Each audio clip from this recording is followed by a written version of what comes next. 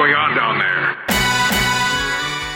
Welcome to WTF at TFW's WTF at TCG, right after Origins happened, but before Gen Con, and also before TF Con is when we're recording, but we're also recording this to mark the area before San Diego Comic-Con, which I believe is before Gen Con, and all these things. Anyway, I want to see how many conventions I could say in one go. Hi, Aaron. Welcome. Hey.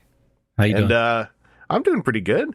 I'll see you very soon. I'll see you very soon, Aaron. You will. Unfortunately, it's going to be a bit till I see our guest, Drew Nolosco, brand manager of the Transformers TCG, but we are seeing him virtually in our virtual recording room. Welcome, Drew. Hello, everyone. How are you doing you're in between a bunch of stuff right now. You got reveals popping, you got events coming up, you had an event happen. Yep, I am. I am gearing up for my big summer travel. I'll be at San Diego. I'll be at Gen Con. I'll be a few other places. Not all of them public, but work trips nonetheless. And this is the busy time for me. Oh, I got a quick travel question for you. I'm just always curious about this when folks do travel a lot. Are you someone who brings basically change of clothes for every day, or do you bring less than that and you wash clothes as you go? I am neither of those two. Particularly if I'm working conventions, I bring more than one change of clothes per day. Ooh. All right. I have done that. I actually might be doing that for TFCon, to be honest. I'm doing it for TFCon. There's something nice about, man, it's been rough today, go back up to the room. Just even a nice new shirt, nice clean shirt, feels good. Yeah, that's exactly it. Like if you're working the San Diego Comic-Con show floor for, 10 hours, at the end of that day before dinner, I run back to the hotel and change. I bet even in a good case, there's a bit of funk that no matter what you do gets into those clothes. I am big on funk avoidance and funk deterrence systems, and part of that system is a fresh change of clothes sometime during the day. Yeah, I can hear you. I went to the last NYCC I went to was right when they became about a similar size to SDCC, so it's it can be daunting. Which is crazy. I was at the first one, and it was like 1/10 of the hall. I went to New York Comic Con 2011. I was away for a few years. I went back less than 5 years later, and it was almost a completely different show. I was like, what happened? Where did all these people come from? Well, they're hitting, what is it called? That Yotel. A friend of mine really likes Yotel. That's a weird story I can go into, but I won't, because the first thing I want to talk about before we get into those convention-relevant topics is, well, it's still a convention-relevant topic. We have had a rules update to the general rules of the game, which is not a common thing with this. In fact, I think this is the first general rules update that is not relevant, to a specific card's legality. Yeah, it is. I loved Ken's title with his note, "Once More with Feeling." This is in regards to the return of a permutation of the Specialist Infinite combo deck. Right. And now that we've made this decision, one of the things, there were versions of that people were talking about in various fan groups, and one person, and I can't remember the person's name, was alluding to a much better version of the deck that this person had found that was much more consistent in goldfishing and didn't fizzle quite as fast. And that I would love to figure this out, but I think he was talking about the Elita 1 version of the deck. Yeah. That's what I was curious about. Yeah, there's an Elite, not the Elita 1 design that Ken was alluding to, but there was actually, we found a version of the deck that had Elita 1 as the primary engine with red heat. That was not as consistent as the old version, but way consistent enough that it was time for more systematic action. Mm-hmm. Yeah, and specifically, if folks haven't kept up, and hey, darn it, you should have, but if you haven't, because as of this recording, it has only been a day, the rules change is you can only take one extra turn in a row in a game of Transformers TCG. So you can still take tons of Peace Through Tyranny, you can still take more than one extra turn over the course of a game. You simply cannot take two turns that are extra turns in a row, if I'm wording that correctly. If you have played Peace Through Tyranny and take an extra turn, and in that extra turn you Peace Through Tyranny, well, you play the card, but you don't get the extra turn. There's an extra turn limit of 1. I would say the visualization, imagine there's like a Magic the Gathering arena kind of thing. If you're on a normal turn, the background's silver, like normal. If you're on your extra turn, the background is gold. you cannot get an extra turn when the background is gold. That's just like one way I visualized it. I didn't find it too difficult, but I already saw some people kind of going like, all right, well, now that this has happened, I'm gonna, they're kind of sitting there and it's like, you can do whatever you want. You just can't take another extra turn. Right. And pretty critically, you can execute the parts of the combo on your normal turn and on the extra turn. So there are some decks that can do cool things with an extra turn. You could conceivably play a number of actions, and if you've got something like a Thundercracker, or if you're drawing a lot of cards and you have a Sunstorm, you can use that to gain advantage for that one turn, and then your opponent gets to do something. And I think that's the critical philosophy thing here. Your opponent gets to do something, and the back and forth between players is we consider to be core to the Transformers TCG. Right. And that's why we took a basic action first of banning a card, and now we had to take the more strong action of making a system rule change. Yeah. And I'm kind of happy that what I would call multiple specialist abuse is still around, because I finally got to try it out. I've been trying to figure out some stuff with multiple specialists in Nemesis Prime, and I gave it a shot a couple weeks ago finally. And boy, when it starts popping off, you feel like a superhuman. And I like being able to do that without necessarily having the stigma of I'm also going to lock the game attached to it. Right. That was in the local group I finally got going. We got to talking about it, and one of the guys was like, nah, but like being able to do infinite turns neat. And the other one was like, yeah, but then you're just forcing someone else to watch you play solitaire. How is that fun? Yeah. It's like, well, but you win. It's like, well, yeah, but everybody loses. Truly. Right. Yeah. You may win, but everybody loses.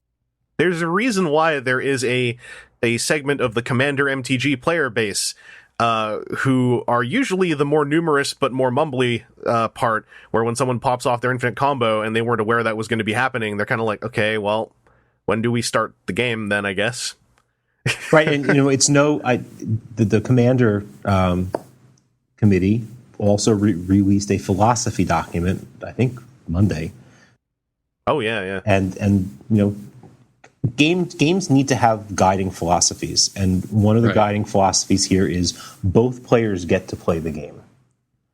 For Transformers, different games can have different philosophies. I found I was seeing it as infinite combos. I think are really cool to look at someone else do as a thought experiment, but when you encounter one, it's far less fun. To be kind of the person who's on the sides of the video when you're watching the video of how it works. Correct, and it interacts extremely poorly with timed events. It can go poorly for everyone.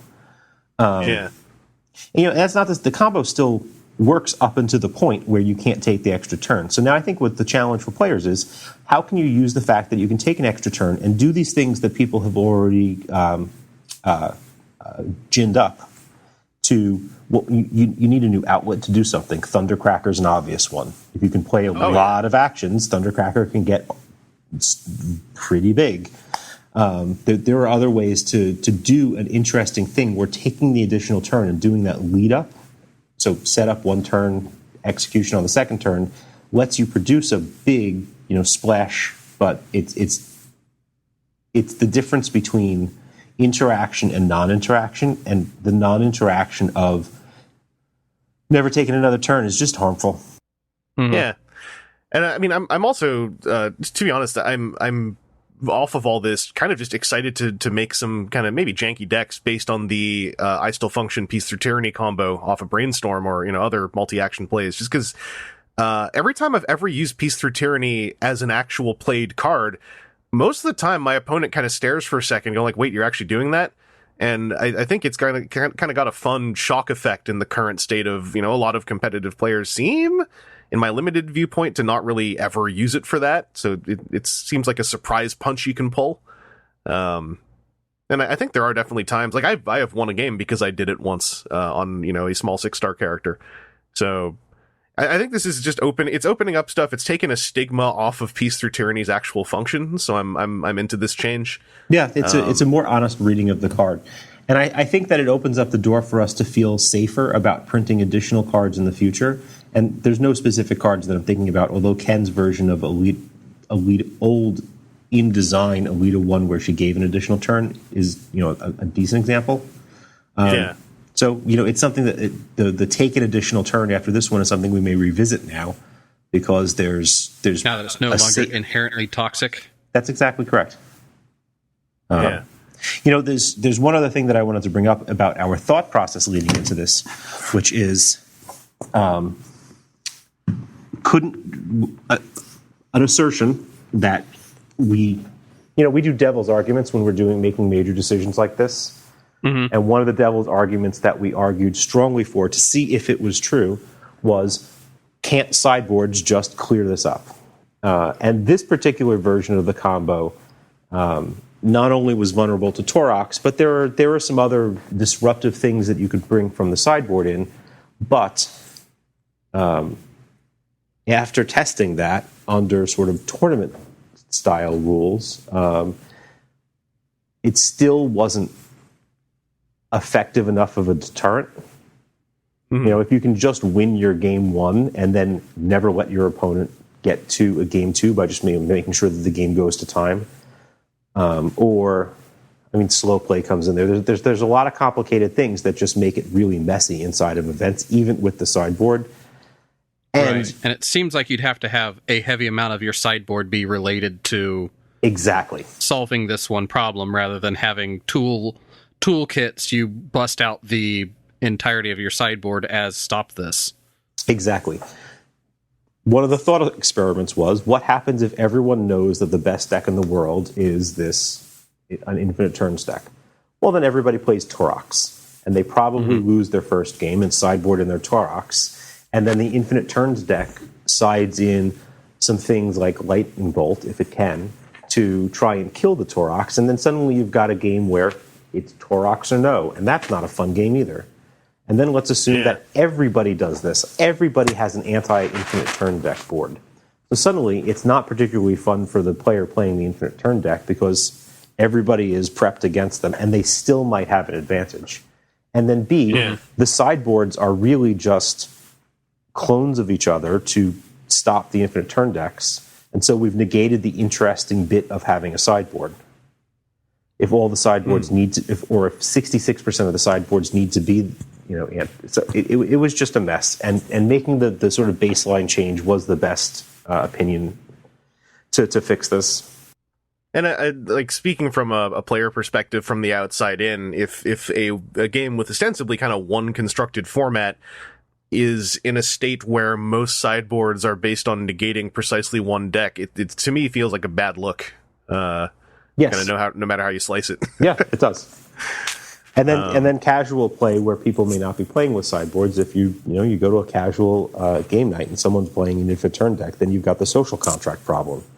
People have agreed to play a casual game, and someone shows up with a deck that can just win without player interaction, and then no one's having fun there. So yeah. And I should also just say, for those who haven't read the note, and you should have read the note, swap parts will remain banned for the given reason it generates too much value for too little cost. And I think that swap parts, like having infinite turns, like both of those things were, kind of not stated but half stated. That was getting in the way of being able to make new interesting cards, having to take into account those two ideas. Yes. So I think swap parts remaining banned, it leaves open the ability to have swappable activate on placement things that won't get, explosive beyond what you might want them to do. And Ken and Matt Smith both had, I believe, different ways to semi-combo, even with the one-turn rule, to semi-combo if they had swap parts available and almost guarantee a bot kill a turn. Yeah. So that card is on the too powerful end and will remain banned. All right. Well, that is your dear listener, your little update and delve into the very first grand rules change that we've had for the game. So we're crossing a lot of bridges. We've had our first ban card, we've had our first grand rule change, we're having our first big organized play qualify tournament based event. Little game's growing up. And I hope your listeners and the fan base out there take this as a positive sign. Being very active and in some cases proactive. We strongly believe for a game new in its life cycle is critical to everybody's having fun. Yeah. I mean, what I'll say is in my own little circles, while we've had lots of debates about the state of swap parts, I have not seen a single person say, "Oh, they should have. That's ridiculous to not allow multiple extra turns." That seems to have been quite satisfying to a lot of folks. I think there's a very, very tiny minority of players who wanted us to ban Peace Through Tyranny instead. Oh, I think that's still going to float around. Yeah, but. Even folks I know who are on, that side of the argument seem to be quite satisfied to see only one extra turn in a row as a ruling. So it seems like it's hit a pretty good midpoint so far. Yes, because the net effect is that this does definitively kill infinite combo decks. All right, well, from that, let's get into some of the upcoming tech we're talking about. Hard segue into fresh new cards that have been revealed that are coming out in the coming months. First up, let's hit the smaller amount of stuff to talk about, which is the Omnibots, the convention pack of 3 characters. There's a lot, obviously lots and lots of discussion about a convention pack. We do have a stigma over the phrase, but John Shork has done a lot of legwork on social media to point out as much as he can, which is that there will be a lot more copies of this product produced, exponentially more than there was last year. Yes, thousands more, thousands and thousands more. There will be a lot more, and that comes in tandem with the reasons that cannot be divulged in words I have read. That this convention pack will only be at SDCC and Hasbro Pulse. Correct. And I just want to. You brought up John. John's doing a fantastic job in this. It's a little bit of a difficult atmosphere, and we get it, and we understand. I mean, the original plan that was changed for regions that we're not going to talk about or can't talk about was to have the 35th anniversary edition be the SDCC only and related online sales product, and the convention pack be available at all the conventions throughout the year. And then we had to restrict the convention pack to SDCC and its sales. And at that point, we're like, well, we want to make sure that there's something available at all the conventions that people are going to that's special. So we flopped them. Okay. And so that was the prototype for plans going forward. And while I don't actually even have 2020 plans, finalized or greenlit for convention products, that we're going to go into that with the same philosophy. And we're going to do our diligence in such a way this time that we make sure that we don't get hit with this weirdo incident. Yeah. You guys just keep stumbling across corner cases. It's because we try and do weird things with the Transformers brand. And I was going to say, weird corner case legality, anyone who's been a Transformers fan long enough, if you think about it, this is not unseen territory for Transformers fans. Yeah. Just strange, borderline inexplicable without knowing a lot of very niche, not just copyright laws, trademark laws, all kinds of things. The wonders of the scenarios. Siege Jetfire finally being able to be done the way that he is. That toy, oh my god, that toy is amazing. Yeah, I'll be talking about it later this evening when we record our normal podcast. Jeez. Have you gotten your hands on one yet? Yeah, I've got one in the other room. Okay, I'm not going to spoil. I'm just shaking my head. I'm not going to spoil this, but the particular feature related to Jetfire's history and allegiance is amazing. Yeah. It is incredibly smooth how well that works. Yes, it is, right? Warden and I were at New York Toy Fair and standing next to each other, and he was demoing that, and I was demoing the Devastator, and I was just I was just looking at his Jetfire. Oh my god! You're like, I'll trade you, right? It's like I have several. What do I get the dumb card game thing? I want to play with the toy. I mean, no, this is an important. We're both Hasbro technically, right? When the show's done, we've demoed everything. What if I give you the Devastator cards? You give me that Jetfire. It's fair. Yep. Sadly, that didn't happen, and I have to. Anyway. But he is a Siege character. So that's good news for everyone. Yes. I've been recently finding more Siege toys and looking at the box art and going like, all right, full art. Oh wait, no, wait, I get it. This is like I got Soundwave and Starscream, who both I was messing with both of them during sealed launch events, and it was the moment when I got the packaging and was filming the art side, and I was, oh wait, I recognize this art. I should film this with a card. But the Omnibots, Sergeant Overdrive, and Privates, Downshift and Camshaft, they are 3 cars who are Omnibots, and they all have a very interesting interlinked kind of play style, which is based on upgrades. Yes. At the start of your first turn, Overdrive Overdrive allows you to put a utility onto one of the Omnibots. Downshift lets you put a weapon onto one of them, and Camshaft lets you put an armor onto one of them. I like the open nature, kind of soft open nature of that, in that you can pile all 3 onto one, or you can spread it out. You absolutely can, and that's one of the. So it's really interesting design work because when you're building your deck, you really have to pay attention and think super deep about what your upgrade to action card ratio is, and how important it is for you to maximize that first turn play. Right. Because you could theoretically do some disgusting things on the first turn. Oh, yeah.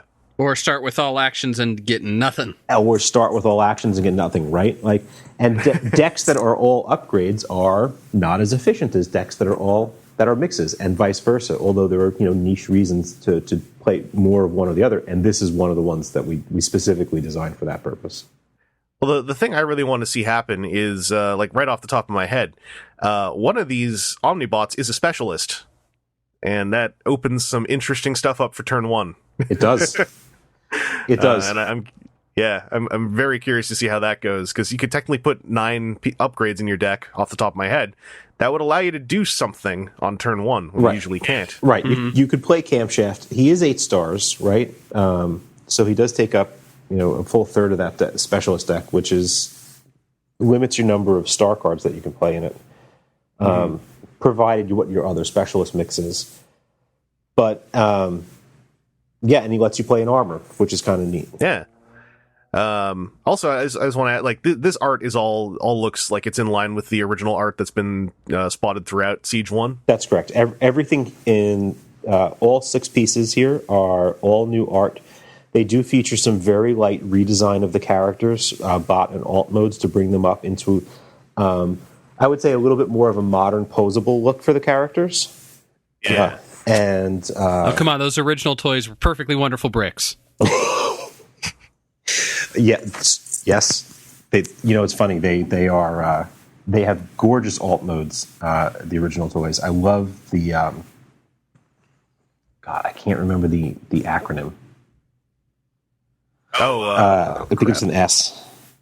Something technology.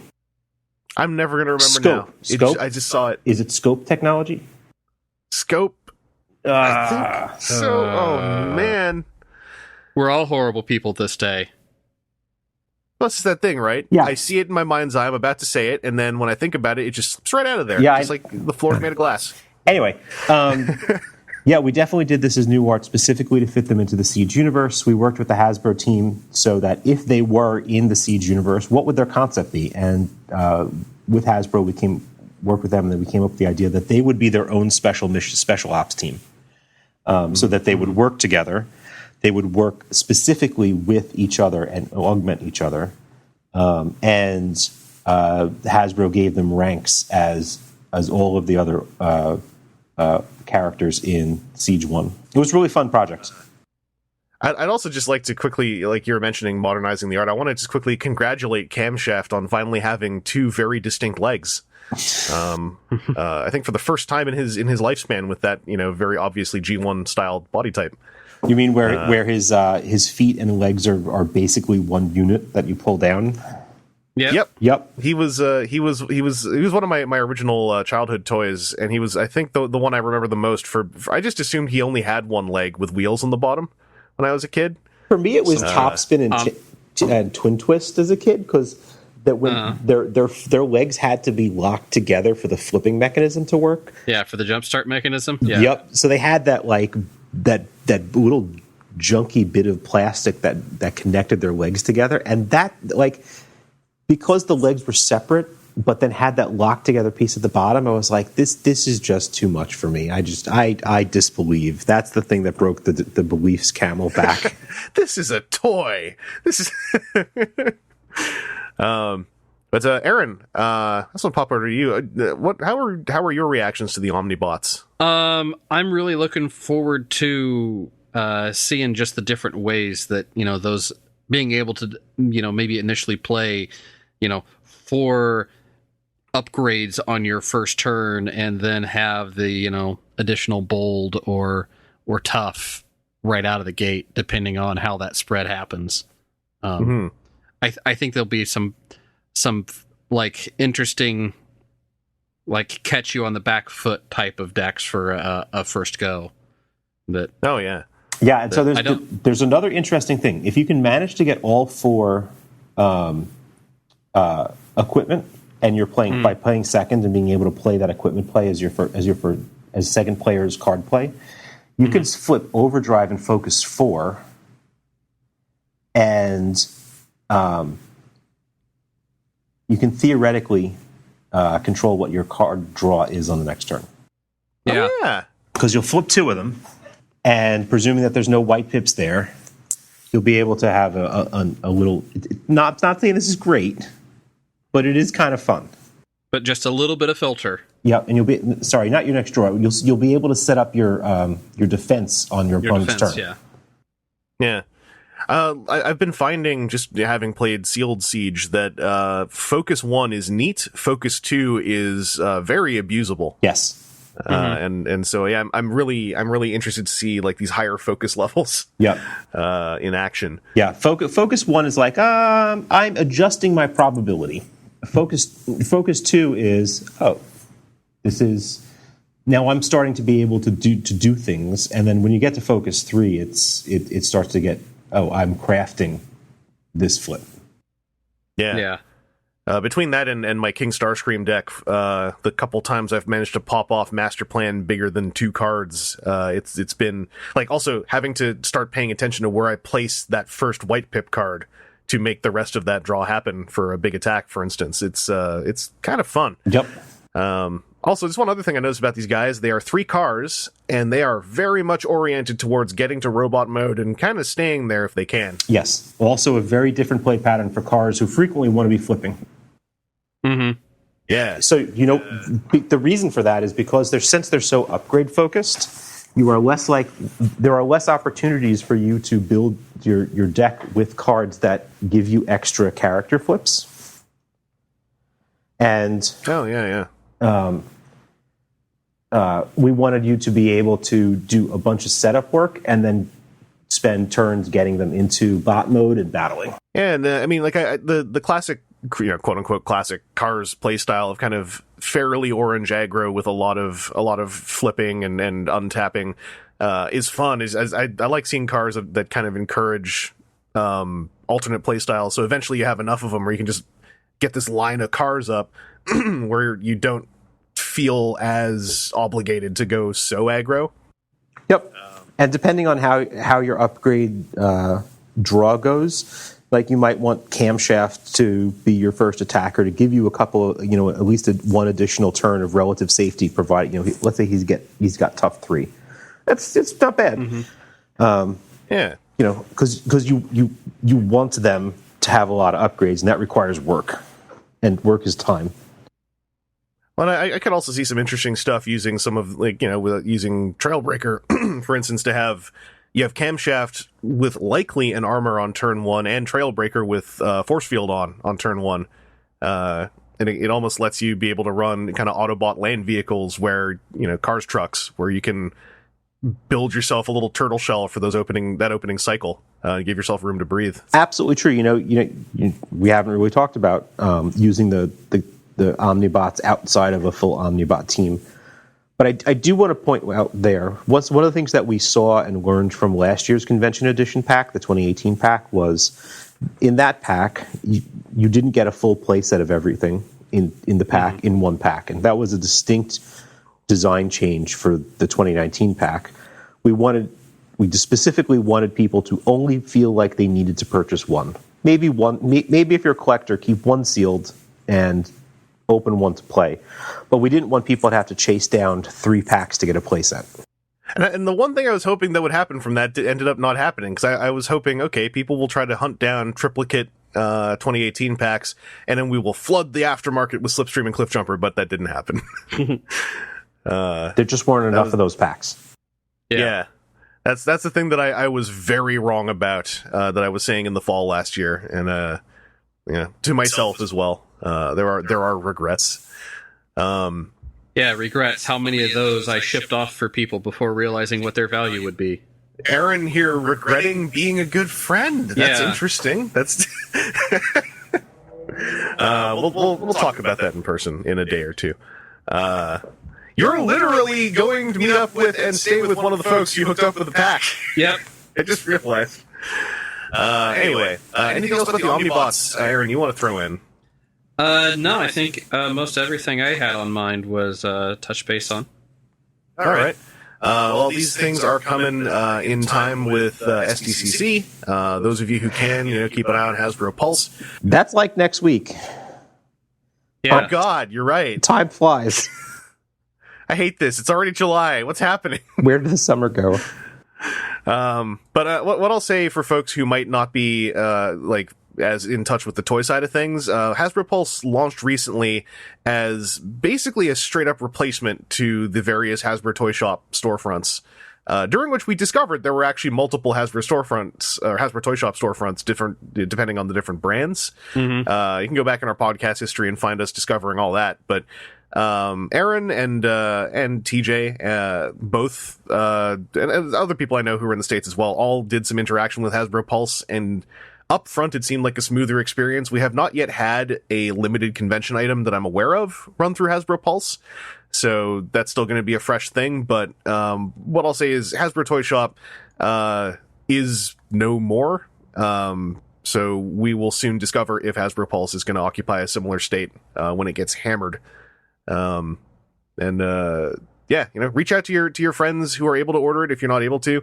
It sounds like whatever happens, there is going to be thousands more of those packs out there. So hopefully a bucket brigade can be sorted out as it needs to be. And we'll all come out the other end simply pursuing Slipstreams.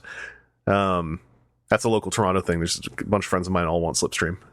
And that brings us to the aforementioned other convention thing, which is also technically a new retail thing that we just discovered is launching on September the 20th. I remembered the date. I'm very proud of myself. It's good because I was going to talk about the date. Okay, yeah. that just popped up on social media, but this is the Blaster vs. Soundwave box set. Probably a box set that, like myself and many others, had kind of logicked out as probably being a thing. There were a number of people who successfully guessed the plan.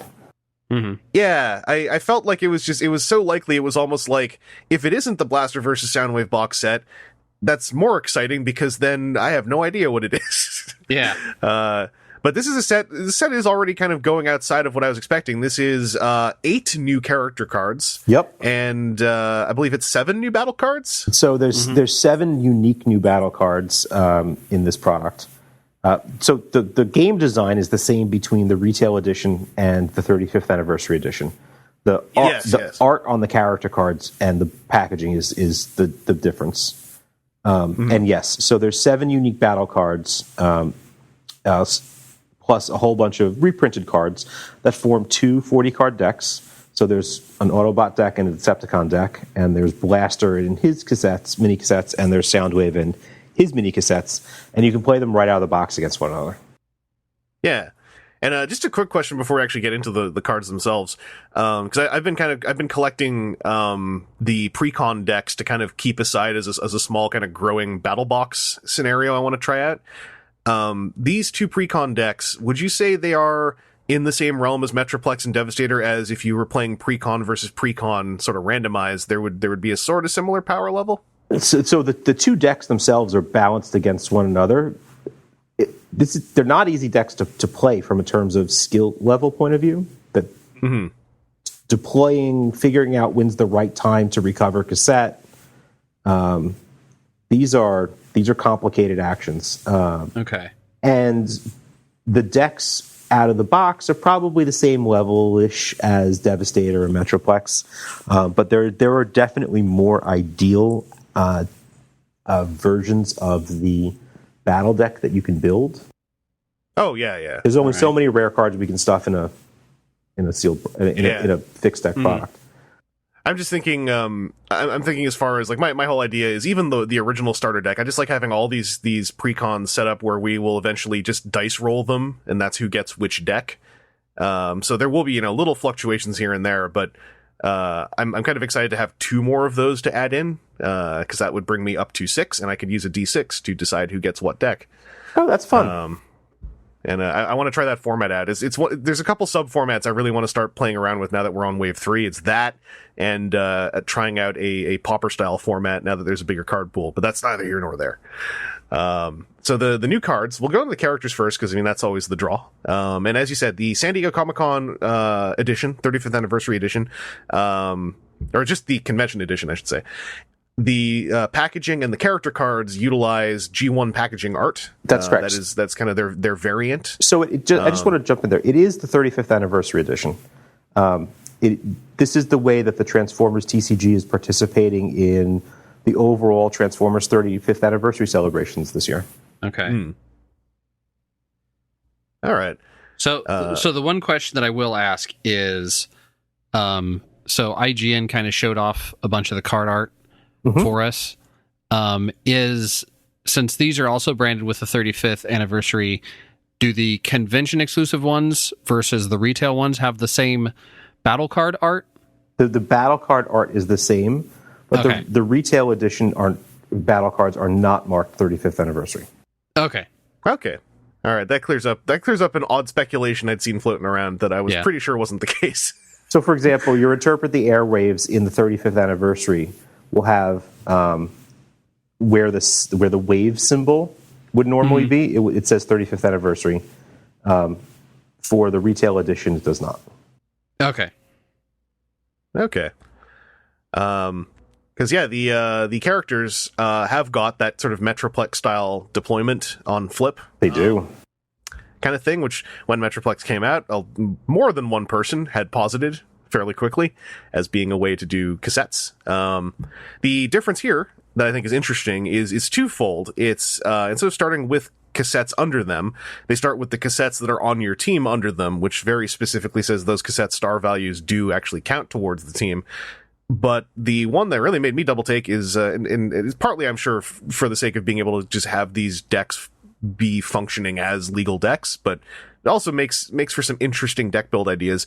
Your starting star limit increases by 1 for each mini cassette on your starting team. Yeah, what do you think of that? If you have Blaster or Soundwave on your team. How do you guys think about that? That because it's a little bit out of left field there. Yeah, I mean, like off the top of my head, I'm like, all right, that means that you have room for 3 more star cards, which means that in a product sense, each one of them can have a star card in the deck without things getting crazy. But that means you could have Blaster and a cassette, for instance, so 15 stars on a team, and then they count as 14 stars. And that seems very interesting given the number of 11-star characters there are who always break my little team setups I start thinking up, and then it turns out they're 11 stars and not 10 stars. Well, just to be, this is a technically correct thing. Your star limit goes up by 1, so they don't count as 14 stars. You get an extra star. Yeah. Okay, but like for the math count. Yes, you get to play an extra star's worth of stuff, and that could be an 11-star character. Yeah, like Blaster is still a 10-star character for the purposes of a whole lot of cards. Yes. Actually, same with the mini cassettes being 5-star characters. But I've actually not even really fully digested all of this stuff because this went beyond just new characters. This was 8 new characters with multiple integrating mechanics that are not really they're exclusive to the box but not exclusive to a faction, And then the new battle cards are in there as well, one of which introduces a massive new mechanic that we're going to talk about.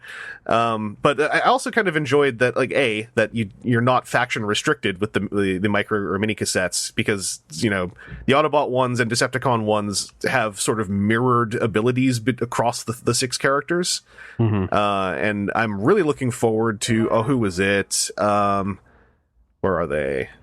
It's the ones who do Bold 1, Tough 1. Ravage, and the one who does Bold 1. Steeljaw. I would like to run Ravage and Steeljaw just on a team with someone who also has inherent Bold and Tough, who is 10 or more stars, like General Optimus. I'm really interested in just seeing how that plays for the opening cycle. Like Steeljaw and Ravage, I think, have me the most excited personally, outside of playing as deployed mini-cassettes. I like inherent... ability placement stuff, but sorry, go ahead.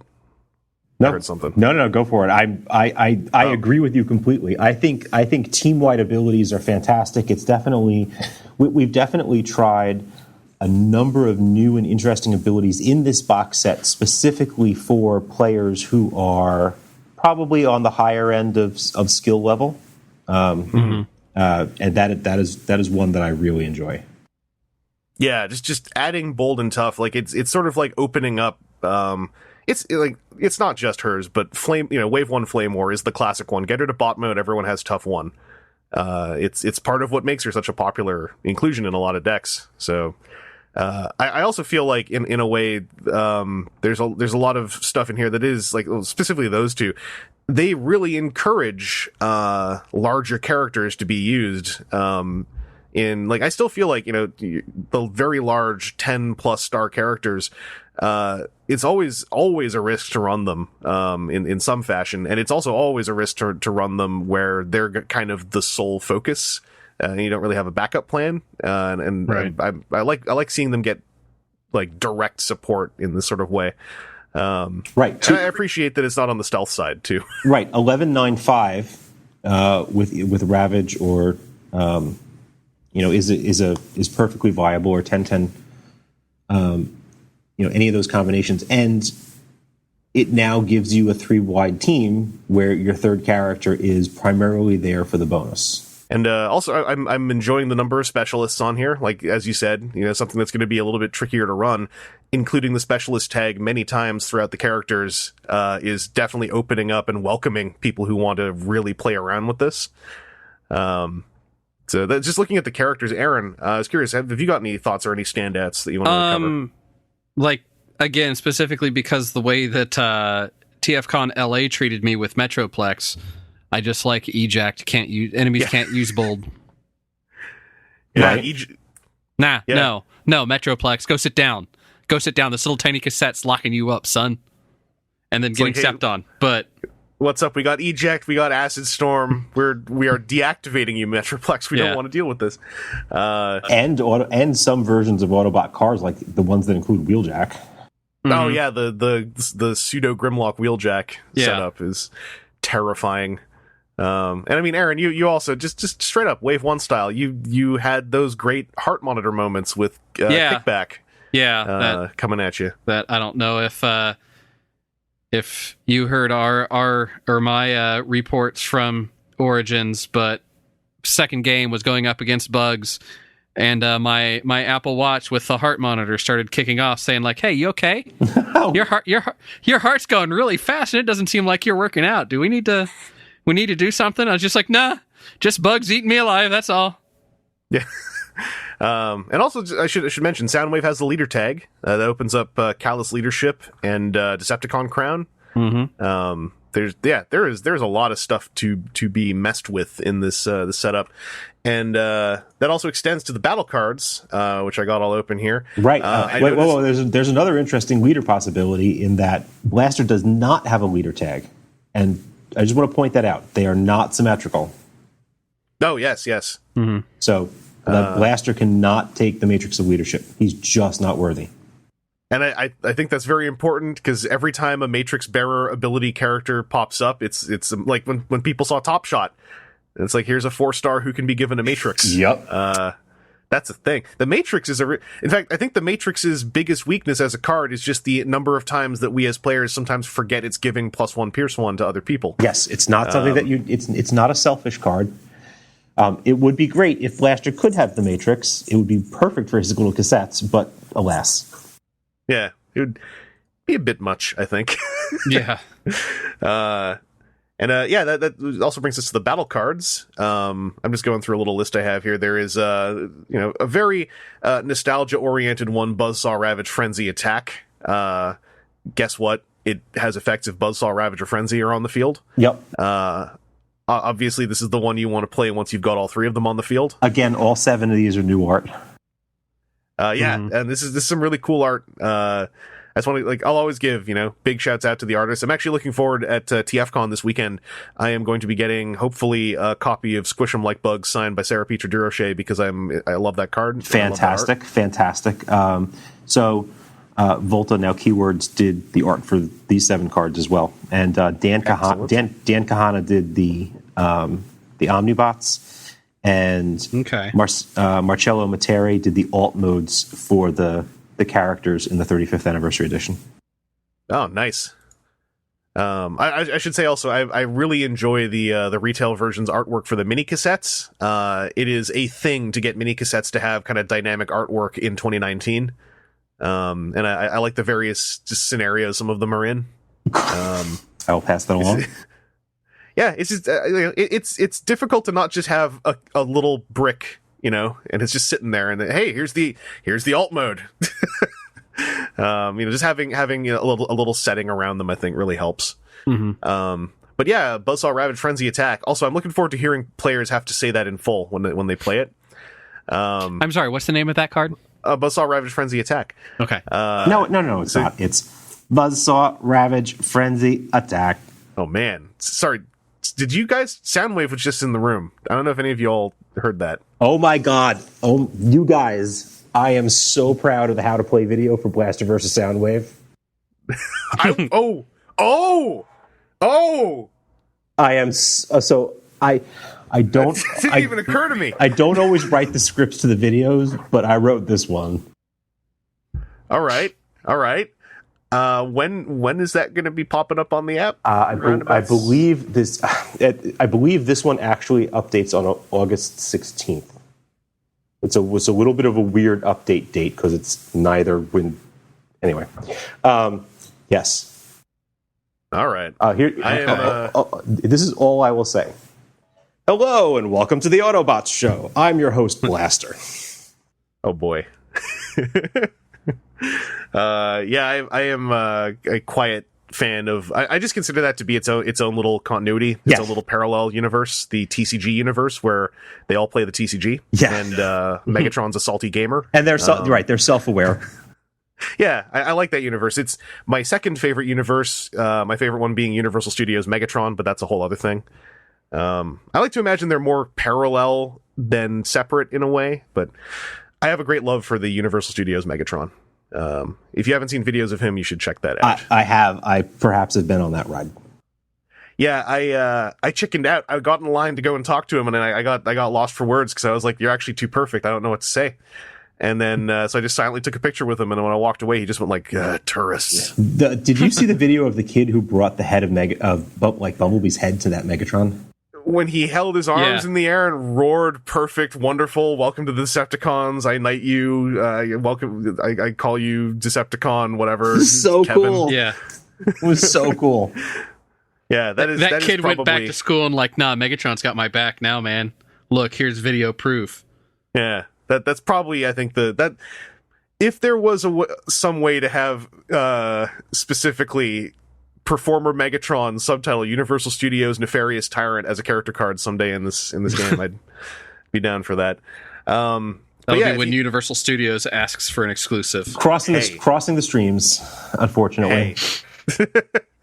Yeah, but just coming back to that card, if you got all 3 of those characters on the field, you're playing a battle card to draw a card, do a damage, and then making your opponent scrap an armor. Right. So that's a lot. You're just default up a card. And you get to do a damage to boot. Yeah, and you get to pick the damage, which I think is very important to point out. I've noticed that that's kind of a balancing point for some direct damage stuff or out of combat damage stuff. Yes. Whether or not you get to decide, and so 1 damage where you're picking it is pretty solid. Pretty clutch, yeah. Next card on my little list is Daring Counterattack. It's an orange action. The other one, by the way, is a black pip action. But this one is a character who gets +1 attack to end of turn for every mini cassette in your KO area, and then if Blaster's there, they also get Pierce 6. So this seems like maybe to me this seems like a really fun, if you're running a deck with Blaster, like you have this on the sideboard for when you're facing someone who's really turtled up. Because even if no one is KO'd, someone's getting Pierce 6 to end a turn. I mean, Pierce 6 is a very large number. That's a very large number. That is a lot of damage that is not getting prevented. There are several characters who could team up with Blaster who have a base damage where Pierce 6, they don't have to do anything else. They have Pierce 6 now. Yeah. Yeah. When you need this character KO'd, accept no substitutes. Like, it is not this, but it is very close to a deal 6 damage card on certain characters. So and also I notice it's not a star card. So this is one that obviously has to come with Blaster, but it's yet another little complication for deck building you can work in when you're using these characters. It's not a star card, but you do need to use a Blaster, but it is also an orange pip. So, yeah. I mean, in decks that it's interesting because when decks have some decks need to really desperately do a lot of damage right now. And yep, there you go. Yeah. Well, then also Inner Groove. It's a white pip utility. Its limiter is it is mini cassettes only, but it's a +1/+1 utility, which to me is very like raw stat boost, or Boulder Tough utility slot cards. As of Siege anyway, have become more of a thing for me on my radar. This feels like this could do some work if you're running the mini cassettes, regardless of if you have Blaster or Soundwave. Yep. This is we put the limitation on there for mini cassettes only because if there was +1/+1 on a utility that was general use, that would probably be the most used utility in the game. Oh yeah, yeah. By far, like maybe outside of a specialist setup. Yes, that seems like that would trump a lot of utility use. And then next one on my list here is our first double black pip card. Which still gets a star, even though that is not part of the Metroplex equation. It's still falling under the double pips are usually stars if they're the same color. This is a Soundwave card. You draw 2, and then you take a card from your opponent's scrap pile, put it on their deck, so you basically ruin their defense flip, among other things. Correct. Or if you're, I guess there is a scenario where that might deactivate Wheeljack's Bold if you think they're not going to get a weapon back into the scrap pile. It's probably a bit riskier, but I mean, there are some very few niche uses where that does something on top of just giving them a pip that they're not going to find useful. But as the game grows, this card has more potential, and given that just draw 2 cards is a basic action card, the additional stuff you get out of this, even with the Soundwave limitation, we think necessitated the star. And just for clarification, I believe this was in a rules roundup, but play only if Soundwave, that does include major Soundwave, if I recall correctly. That's correct. So if it doesn't say the full name of the character, like major Soundwave or Soundwave communications, it's any Soundwave. Yeah. Okay. So this could find its way into a basic Soundwave deck in that if you're running the Spy Patrol trio, you do have those 4 stars left over. Yes, and also black pips are pretty good in the Spy Patrol deck. Yeah, let me tell you about all the work Laserbeak was doing at the sealed events I went to. Laserbeak died first after a little while, generally across the board, because Laserbeak is a nuisance. Especially when you play Calculated Strike and then you untap him during an attack and he attacks twice with 4 Pierce 4. And then next up, we got another star card. This is Interpret the Airwaves, double orange star card. Needs Blaster on your team, and you can look at the top 5 cards of your deck and then put them back in any order. It's kind of like what a lot of people really want Master Plan to do before they read the card further. This is a very MTG feeling, like blue control style effect to me.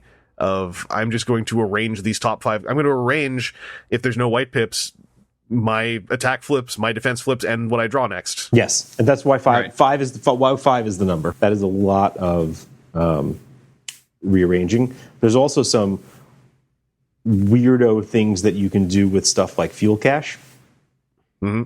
So, Oh yeah, Oh yeah. that's a lot. That's a lot of work, but that is doable. it is doable. I don't know how good that is, but because we don't know how good in the future rearranging that many cards on the top of your deck is, we gave this one a star. Also, in general, I think I mentioned this on a podcast a long time ago. We're very wary of just adding in free to play in your deck double orange cards and double blue cards. Yeah. Oh yeah, yeah. I mean, that's fuel. I mean, specifically, that is fuel for Metroplex that will, I think, tip Metroplex way too far. Yes, that's also why this ability has a limitation on play this on someone who's incompatible with Metroplex. Yeah. Oh yeah, yeah. If you could just arrange the top 5 cards of your deck in a Metroplex deck, you're just like, so it's not the infinite combo deck, No. but I will alt every single time I attack. So, have fun. But so I got 2 more left. Obstructive Rhythm is a white pip armor. For every mini cassette on the field, upgraded character gets tough 1. That's kind of cool. Once again, I'll kind of repeat myself, but that's another one where you can, if you're running the mini cassettes on their own in a team without Blaster or Soundwave, this is more benefits for running them. Yep. And then we come to the biggie. Yeah, recover cassette, blue pip. If you have Blaster or Soundwave on the battlefield, you can take one of your mini cassettes from the battlefield, or you can put one of your mini cassettes from the battlefield under Blaster or Soundwave. And if you do, repair 2 damage from a character, then put this card into your KO area, which is, without changing the game's rules, kind of bouncing off Battle Masters halfway. That is kind of like putting it into an exile state. It sort of is. Right now, there's nothing that if I remember correctly, there's nothing that gets battle cards back from the KO area, period. Correct. So this is a keep it out of the game. You're right. It is effectively exiling without having to create a new game mechanic or game state of exiling. And this is another one of those abilities that we're trying out here and seeing how the fan base reacts to it. We think that this is a valuable design space for us to allow for more powerful abilities, and that we just don't want to have repeatable effects. Yeah. Yeah. And just a quick question. So when you put the mini cassette back under Blaster or Soundwave, do they keep their damage counters on them? I am extremely embarrassed to tell you I am texting Matt Smith right now. Yeah, that was the one thing I was curious about, only because I actually use counters, so I'm like, I'm going to have a wobbly Blaster Soundwave for a little bit. So I am going to guess that he resets health. Yeah, like that's my that's kind of like my intuition impression, but with the literal state of a lot of the cards, I'm kind of thinking it's just as likely that they keep the damage on them. But yeah, I'm curious. I am embarrassed and apologetic that I don't have this answer for you, because as soon as I realized, we started going through the cassettes, I realized I didn't know the answer to this question. Oh, we'll figure it out at some point. I'm hoping Matt will text me back before the interview, before this interview is over. If not, just like we'll figure it out. We'll get it in here somehow. Chris will splice in one of the awkward editor note. I will things. I will have an answer for you by tomorrow morning, no matter what. Yes. But yeah, those are also the battle cards. And we got confirmation that, making up a whole lot of the cards you're getting in the set, there are play sets of all of these. So of the 80 cards, 21 of them are the new battle cards. I'm curious to see how this runs. This is also definitely like something that's going into my precons battle box. Also because I need to, if I don't grab a copy to put in there, I'm going to be shredding this apart probably the same day I get it, because I have a lot of ideas. Right.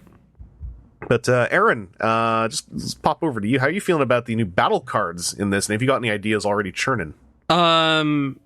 There, like was said, I think that there's a lot of interesting design space ideas that open up, between, not just, 3 copies of it, maybe going crazy wide on mini cassettes and doing some, the Buzzsaw Ravage Frenzy attack and Inner Groove and some of those that's, a different take on each thing. You could even do, I guess you could kind of use Daring Counterattack on that even without having Blaster around, because, hey, that gets towards the end of the thing when you need to squeeze out, you get the 6 Pierce. All three of your Autobots mini cassettes are out. You can still have them thunk someone for +3, and sure, maybe there's better ways to do that in there, but maybe you have both of those and some way to accelerate actions. Oh, I mean, yeah, I feel like there's someone's going to try it, at least if it's not right. me. Trying Daring Counterattack plus Roadhugger to just like super buff whoever the remaining character is that's going to do the attacking. I got a couple of fun anecdotes about the 35th anniversary edition. So we knew that we wanted to do the original box art from G1 as the character card art. And then we found out there have never been alt modes done in that style that we have access to. And so we ended up working with Marcello Materi to recreate the G1 packaging art style for the alt modes. And that's like all of the alt modes across the board on this? On all 8 characters in the 35th anniversary edition are new art in the style of G1 character packaging art. I had been completely fooled by the Soundwave alt mode specifically. Some of them I was kind of side-eyeing a little bit, but that Soundwave alt mode, I was like, oh yeah, that's from the swoosh effect thing on some of the packaging, obviously. Mm-hmm. Yeah, no. That completely got me. All 8 of those pieces are new and original to this. And that was really exciting, trying to get that to match up as close as possible. Yeah. And then another really fun thing, and we don't really talk about packaging very much, but with Hasbro's help, we were able to get our hands on effectively what was the original G1 packaging style guide. Oh, nice. And so we just we're like, all right, we're just going to apply this aesthetic to the packaging. So when the IGN article has some photos of the packaging, but we were able to pull the original mural that's on the back of all the G1 toys. And so the back of this package has that classic mural. Even some kind of crazy things like the yellow call-out boxes. It's like when you're making this stuff, you don't realize what the system is sometimes, and I didn't realize how yellow call-out text, those little yellow boxes that you see on the front and the sides on this package, are part of that original style guide, and you see it on original Transformers toys, but we're looking at the toy, not the packaging, right? So we kind of forget about it. Right. Yeah. That also actually makes me really happy that all of that stuff is still accessible. Sometimes as fans, who get really into the minutiae, like, you get worried about the state of some of those more granular aspects of the brand. Yeah, the horror stories of when Kenner shut down and they just threw stuff in dumpsters. Yeah. Another interesting thing is that all the characters face left, and for a versus product, we would really want them to face each other.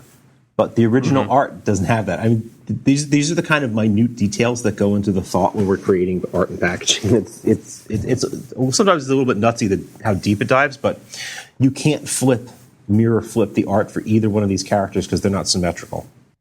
Yeah. Yeah. I mean, I guess like there's a small kind of blessing of Blaster happens to be looking the other way. Absolutely. That is absolutely correct. That was the only reason why we thought it looked okay. Yeah. Because he's looking the other way, and then Soundwave has a visor, so you can kind of just, your mind's eye can fill in the pupils in there. Oh, well, Soundwave, I imagine he's just ignoring Blaster, right? Like, he doesn't even give him time of day.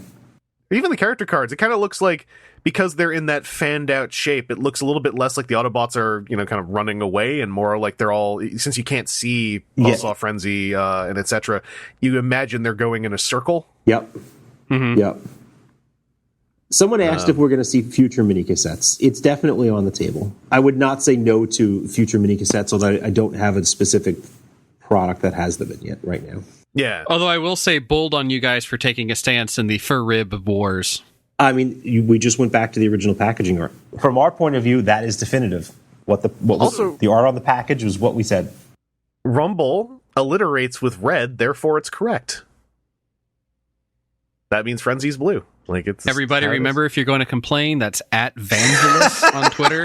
Oh no, that's already happened because I very proudly take that stance. That's one of my pieces of fandom villainy. Apparently, is I put alliteration above whatever other crazy reason people have for saying Frenzy would be red. Oh, Frenzy means he's frenzied, and that means red. And I'm like, all right, I didn't know the Frenzy had human blood in him to get him all bloodshot to make him red. Maybe go read the fiction. I'm not going to step into this discussion. I'm just going to say you absolutely should not. We just looked at the packaging art from the original toys, and we're like, oh, well, there we go. The easy response is the Hasbro evil overlords were the ones that said it had to be this way, not me. I would have had it the way that you like it, right? Well, you guys can't, unfortunately, do the thing that Hasbro can do that is the perfect thing to do, which is release them as a 2-pack called Frenzy and Rumble, where neither of them are on one side or the other. Then you just leave it up to us. All the instructions are in grayscale. I mean, technically, you guys have a real easy alternate art promo thing where you just print the Frenzy card and change the name to Rumble, and there will be a demographic who would jump all over that. So I have an airdropped message from Matt Smith, who you can probably hear in the background.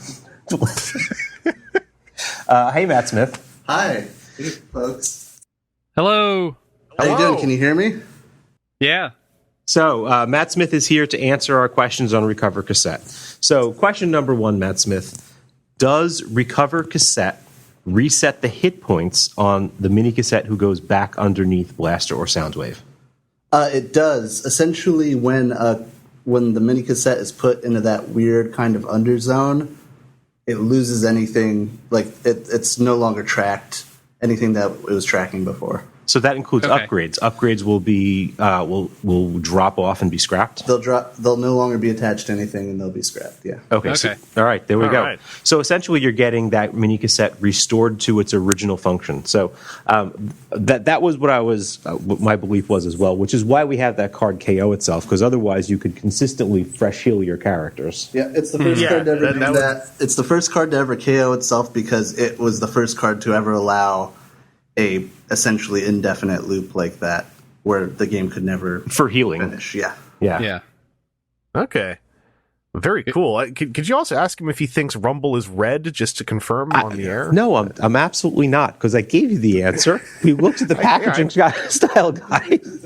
I just like to have more people say yes, Rumble is red. That just makes me feel good. So Matt can't actually hear you speaking right now because I have headphones on and I'm relaying it to you, but I'm pretty sure he just guessed what the question was based on his response to me as he was walking out. Well, he probably thinks that I'm complaining. He needs to know you got allies over here. Rumble is red. I mean, you have an ally over here, I guess I should say, because no one else agrees with me. But well, that's exciting to hear that it's not off the table for there to be more mini cassettes. I would assume, if there ever were more, they would probably just be showing up in an expansion. Yes, that would be likely. And that does beg the quick question that I think is probably like the one other thing people would like to hear more about, which is the delineation between the Spy Patrol and the mini cassettes. It has to do entirely with the line of toys that those particular versions of the characters are inspired by. So, so in War for Cybertron Siege, Soundwave and his cassettes are definitively Spy Patrols. The word cassettes doesn't actually even show up in Siege or any of its writing or literature or story guides. Whereas in G1, they are definitively cassettes, mini cassettes to be specific. So we adhered to the versions from the toy lines, and that's something that we're going to continue to do, even though it meant that these two don't operate. The two groups of character cards don't operate together. In this case, it's a pretty extreme example, because they had team functions that we needed to bake in. Right. But it's probably something that's maybe even more helpful so that you can push something a little bit further than you would, knowing that it's going to exist in a bit of a vacuum versus having to worry about future concerns. That's correct, and it also allows them to give them a little bit more distinct identity. We don't want every Soundwave to be exactly the same, a deployer because he has to be, right? Like Right. we got to do a version of Soundwave knowing that there would be the deployer version that people really were, we anticipate them enjoying. But we also got to do a Soundwave who gets to be a different take on that. And if we ever do a vehicle version of Soundwave, like a tracked vehicle as opposed to a spaceship, wheeled vehicle as opposed to spaceship, because he's shown up a couple of times in that form, he'll have a different identity there too. Well, with I guess it's just the one little screwdriver wiggle that someone would want me to do is if it's not off the table that there may be mini cassettes again down the road, would it also not be off the table that there may be Spy Patrol members again down the road? There is at least one additional Spy Patrol member in Siege Part 2. Hey, the screwdriver worked. I'll put it back over here in the case. You only get to use that once per show. Yep, that's why I save it. I wait until I know there's a little thing in the door. I'm not going to is Blaster going to be in Siege as well? Like, no, we're going to wait until something that's got some muster to it, some beef. I guess that we've gone through most all the topics we were going to hit here. I guess Drew, one last question for you. Did you now that we've had the Siege launch happen, we've had some poll reports, we've had sealed reports, a couple constructor reports as well. Has anything taken you by surprise so far in the opening Siege 1 month? I would say more people than we expected going into Siege were dismissing Battle Masters until people started playing with them. And the critical moment for me was when someone posted in the fan group about Lionizer and was like, oh, Lionizer just put in some real work. And that was the moment where I realized people would get Battle Masters, even with all the upgrade hate that exists in this game, and rightfully so. The Battle Masters are good. Oh yeah, playing sealed, and never pulling Quartermaster when I had a Battle Master on my team. I noticed that the pattern that still existed for them is, for the most part, outside of maybe some kind of corner case, you will get one swing with the Battle Master in weapon mode. That's correct. And depending on that Battle Master, if you have a deck that takes advantage of it, for example, if you're playing Tyraxodon in a deck that cares about white pips, you're likely to be able to get the special ability or do the particular thing. Hey pals, it's your editor here, and I just want to say what you're all probably about to yell at us, and it's true. There is a way around this when you're not in Siege 1 sealed, and that is to direct damage the Battle Master in question to turn him into a weapon, and then use Enforcement Batons to nullify them. You're correct, and I was still thinking about Wave 3 sealed when we were having this conversation. Yeah. I mean, I played against a very red-white. That was also kind of rare for that sealed environment. Often you kind of just ended up leaning blue with black. As found through card pulls, it seemed fairly common in our area. But one friend of mine was able to build a very white orange base deck with Major Prowl, which was terrifying already, and had Tyraxodon. I didn't know about the white leaning, so I'd set up a 2-turn plan to eliminate Tyraxodon, and Tyraxodon's one swing hit Ion Storm for something like 13 damage. Oh. Which very much, guess what? Tyraxodon still got KO'd right after that, but that didn't really matter anymore. Tyraxodon had just done 13 damage to Ion Storm. And Nightstick also on Ion Storm was just doing some work. So if you plan around the idea that your guaranteed Battlemaster tech is they give you your probably game-winning swing, it felt to me like that explained their function without having the Quartermaster crutch right there to lean on. It's interesting. I'm using Quartermaster in a deck that doesn't include any Battlemasters. I've got the deck that I'm currently playing for fun is Ultra Magnus, his armor, and Jetfire. Oh yeah. Okay.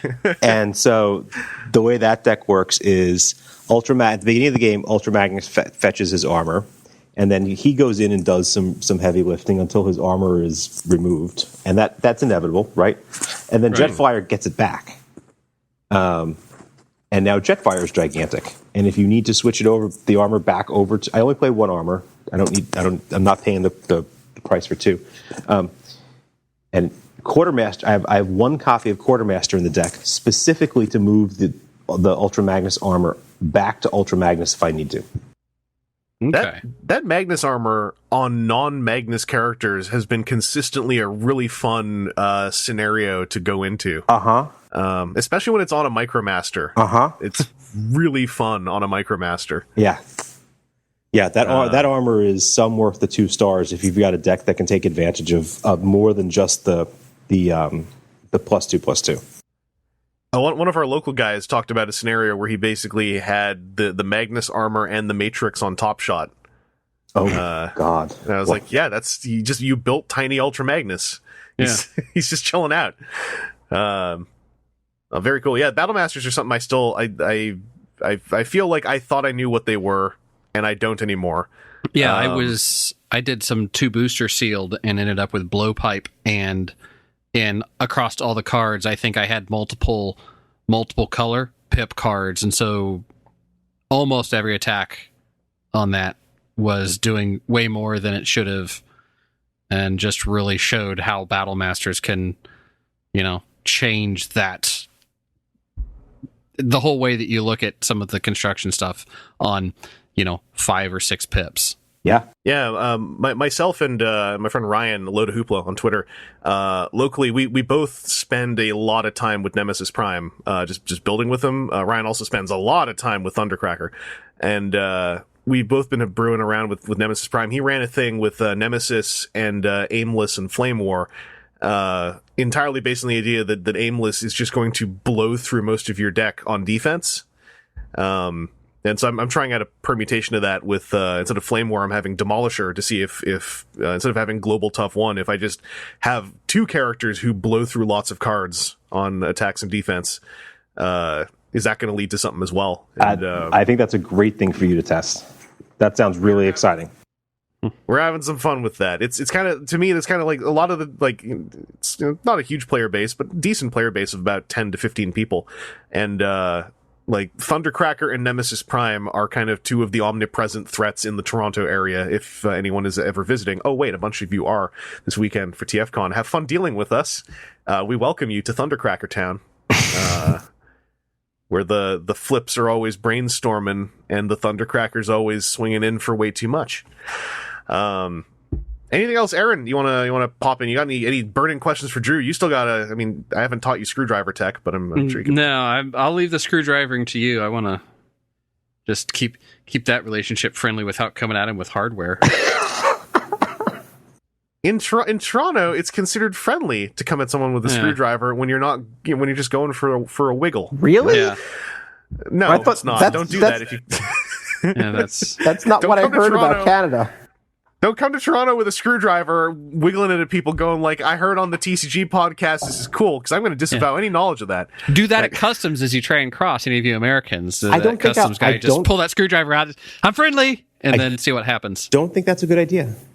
No, it's not. Aaron's trying to just like get less people there so he can win the TCG games in Toronto. That's what he's trying to do.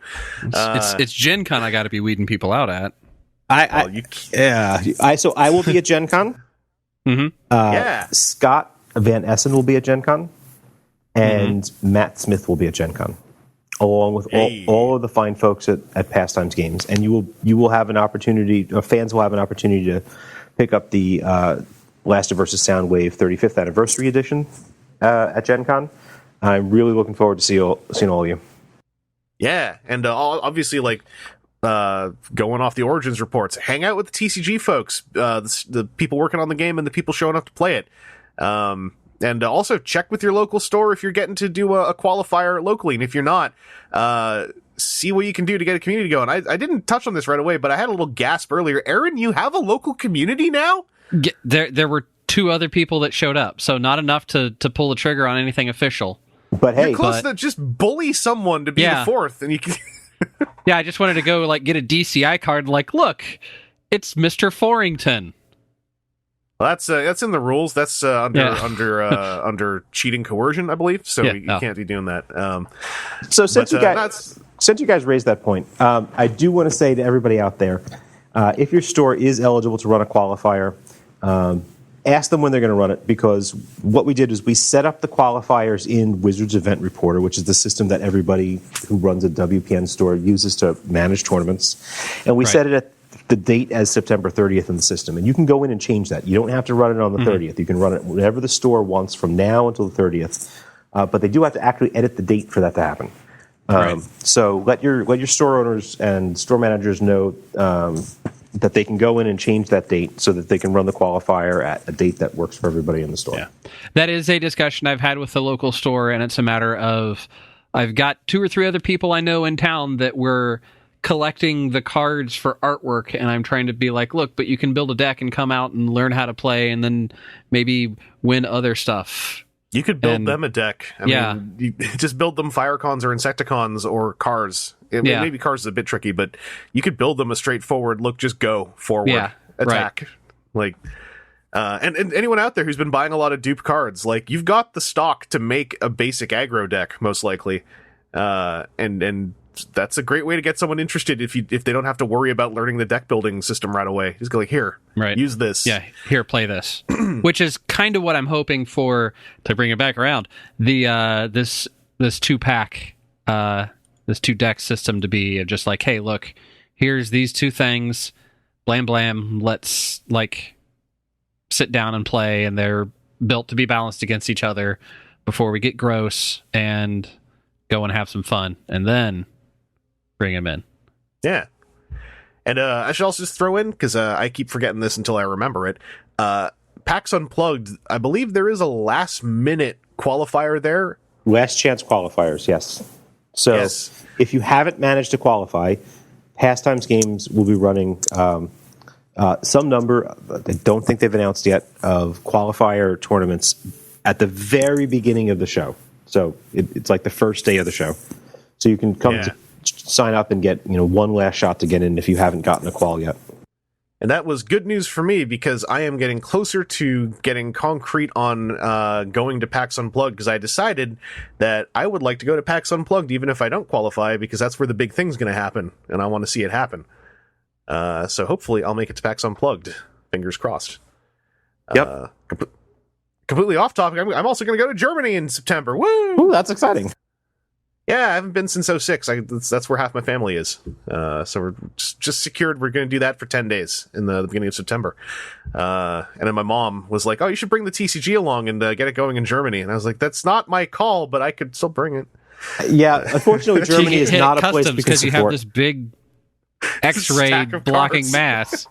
That, as a TCG game designer and brand manager, that has happened to me multiple times in my life. Oh yeah. Well, that happened to me going out to LA. So I learned when I started doing traveling with cards in the last year. And I also learned that if you get lucky and you just say, "Oh, it's like Magic the Gathering," they'll go, "Oh," and then they'll just close it back up and give you your luggage back. Because some agents have been through that. A large stack of cards looks like a thing in X-ray. It basically. sure does.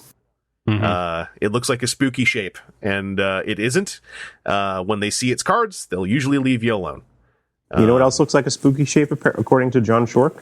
The trophy from Origins. Whoa, yeah. Little crystal cube. I bet so. Oh yeah. I also just recently saw on the Magic side, the creator Tolarian Community College put up a video showing deck boxes that didn't get him in trouble and showing the deck box that gets him stopped, and it is a deck box that is literally a skull. Looks like a human skull with a slot in the back of its head for your cards. And it's kind of like, well, yeah, that is going to get you stopped, most probably. But hey, Drew, thank you for coming by and sharing some tidbits and talking to us about all the new cards. Absolutely. Happy travels, and I can't wait to see you guys at upcoming events. Yeah, you'll be seeing Aaron. We've secured that. Well, I'll be seeing you at PAX Unplugged also. That's right. You're going to see me there because I'm going to go. Aaron, Telling myself that. Aaron, I can't believe we're less than a month away from Gen Con. Yeah, it's all of this is coming up very rapidly. And I understand how time flows, but it frequently catches me off guard. Do you remember how we first discovered folding combiner cards? Remember long ago when that happened? Mm-hmm. Did you know that was this year? That podcast was this year. Yeah, it was. I went back to look at the date on that one because I was like, oh man, how long ago was that? It's like, oh, February. I'm like, oh, huh. Yeah, this year has gone so fast. There's been a lot happening. But yeah, amidst all the things to happen, probably more TCG podcasting. So if you enjoyed listening to this, and you like hearing us just talk about Transformers, we also have a podcast called WTF at TFW, which is just about Transformers and other stuff. The TCG podcasts do show up on YouTube as well. If you're listening on YouTube, hey, welcome. But also go check out our other stuff if you like it. Either way, there will be more of both podcasts and other kinds of podcasts, maybe, who knows, in the future. So stay tuned for that.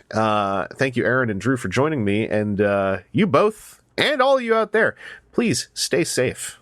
What the fuck's going on down there?